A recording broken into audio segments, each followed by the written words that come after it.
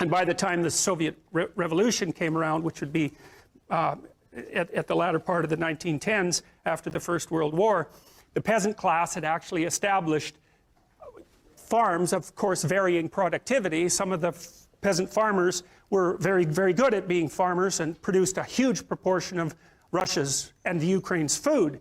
Because one of the things, we'll talk about this later as the class progresses, one of the things that you'll find if you look at creative production in any domain, it doesn't matter, artistic domain, food production, novels written, novels sold, money generated, number of companies generated, number of goals scored in hockey, etc.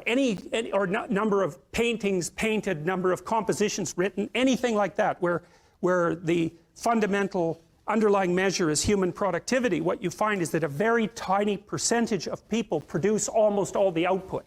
It's called a Pareto distribution, P-A-R-E-T-O, and it was studied in detail in scientific productivity by someone named de Sola Price. It's a square root law, so here's the law fundamentally. If you look at the number of people who are in a given domain, who are producing in a given domain, the square root of the people produce half the product.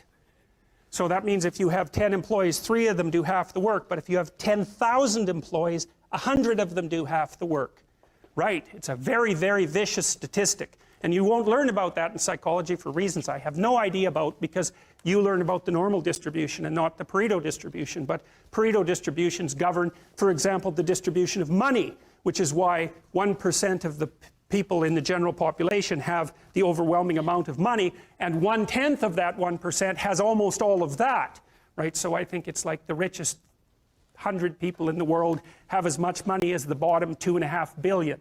And you think, well, that's a terrible thing, and perhaps it is, but what you have to understand is that that law governs the distribution of creative production across all creative domains, right? It's something like a natural law. And we'll talk about that more, but imagine what happens when you play Monopoly. You've all played Monopoly. What happens when you play Monopoly? One person ends up with all the money, all right? Then you play another game of Monopoly. What happens? One person ends up with all the money. It's actually the inevitable consequence of multiple trades that are conducted randomly.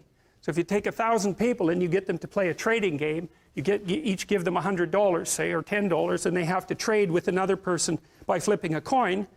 I win the coin toss, you give me $1, you win, I give you $1. If we all play that long enough, one person will end up with all the money and everyone else will end up with 0. So it's a deeply built feature of systems of creative production, and no one really knows what to do about it, because of course the danger is that all the resources get funneled to a tiny minority of people at the top, and a huge section of the population stacks up at 0. But to blame that on the oppressive nature of a given system is to radically underestimate the complexity of the problem. No one actually knows how to effectively shovel resources from the minority that controls almost everything to the majority that has almost nothing in any consistent way, because as you shovel money down, it tends to move right back up, and it's a big problem. Anyways, the reason I'm telling you about that is because after the peasants were granted their land and started to become farmers, a tiny minority of them became extremely successful, and those people produced almost all of the food for Russia and the Ukraine. So what happened in the 1920s when bloody Lenin came along and collectivized the farms was that they defined the kulaks, who were these tiny minority of successful farmers who maybe had a brick house and were able to hire a couple of people and had some land and some livestock and were very productive people.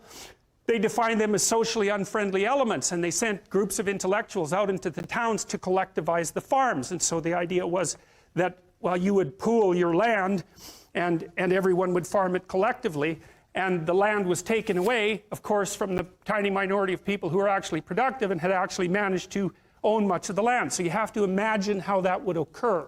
Okay, so it's in the 1920s, it's after World War I, Russia's in pretty bad shape, the villages are full of brutalized men who have post-traumatic stress disorder, and lots of people who are not doing well at all, and the bloody intellectuals come into the town and they say, you know those successful farmers up the street that you've always been pretty jealous about in your useless manner? Well, they're actually pigs and demons who are stealing from you, so why don't you come out, we'll form a nice little mob and we'll take everything they've got. And that's exactly what happened, and all those people were killed or raped or set off to Siberia in the middle of the bloody winter where there wasn't even anything for them anywhere for them to live or anything for them to eat. So they all died. And then the consequence of that was a few years later, 6 million people starved to death in the Ukraine.